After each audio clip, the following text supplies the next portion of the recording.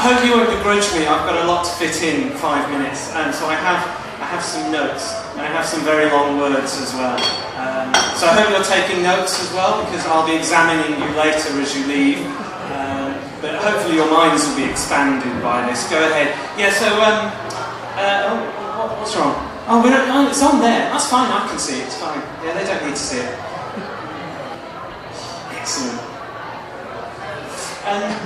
Yeah, have you ever wondered where words come from? I've always been a bit of a language geek. This guy actually beats me. He's John Milton.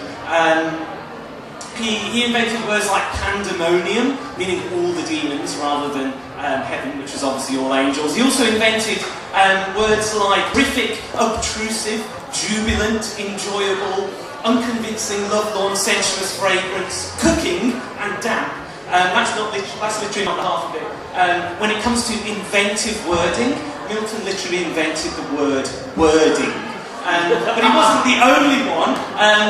Shelley as well, he drowned when he was 29, but he invented words like spectral, anklet, optimistic, moonlit. Can you tell he was a romantic poet? Petty-minded, white-hot, national anthem, and the list goes on. So we owe a lot of our words to inventive individuals, but lots of them come from like behaviours and events, and especially events by foreigners, especially the French. So the French, for example, used to make a pastime out of throwing stones at chickens, whatever. And they used to put money in a pot. And then the first person to hit the pot got the money, and they called it a jeu de poule, and it sort of died out, but eventually it stuck around in like gambling, and so there was this idea of a pool of money that was won at the end, and that's how you can win the pools without ever getting wet. It comes from chicken pool. Another P word was pants. So where does pants come from? It's this guy called Saint Pantalon. The Venetians loved him, they were crazy about him. They used to be called the Pantaloni because they were like Pantalon's people. And they used to have this character in their plays called Pantalone.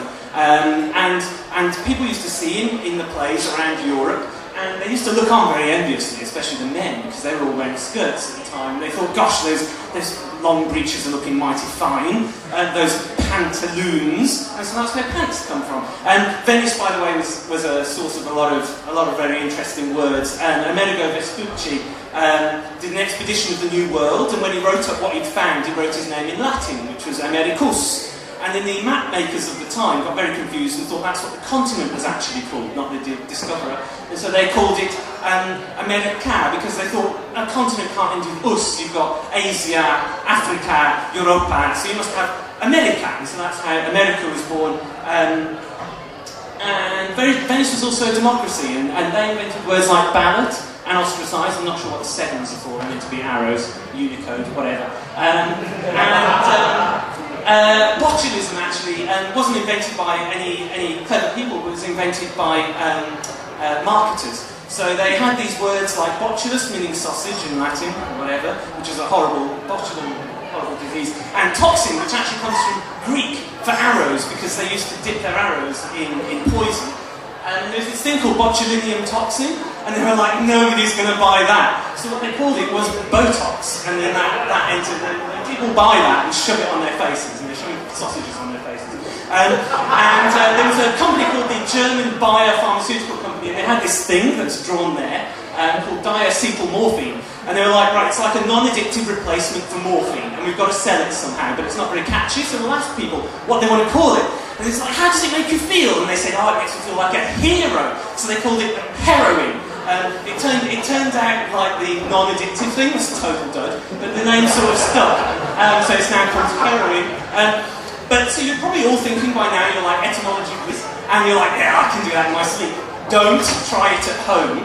That's called folk etymology. So like, this critter here, the French, decided that they saw this thing and they called it dormeuse, a dormeuse because it sleeps in the fields. And it came to England, and the Brits thought, oh, you mean dormouse, surely. No, it's not a mouse, and it doesn't live by doors. It's actually close to a squirrel. And once upon a time, everybody believed in fairies. Yeah. And when it gets cold, fairies obviously wear gloves. And so there was this idea of a folk's glove, because fairies were called folks. And eventually people sort of cottoned on to fairies don't exist. And the fairies basically, the folks got replaced by fox, and that's why we have a thing called a fox glove and whatever. Oh, shit, that's it.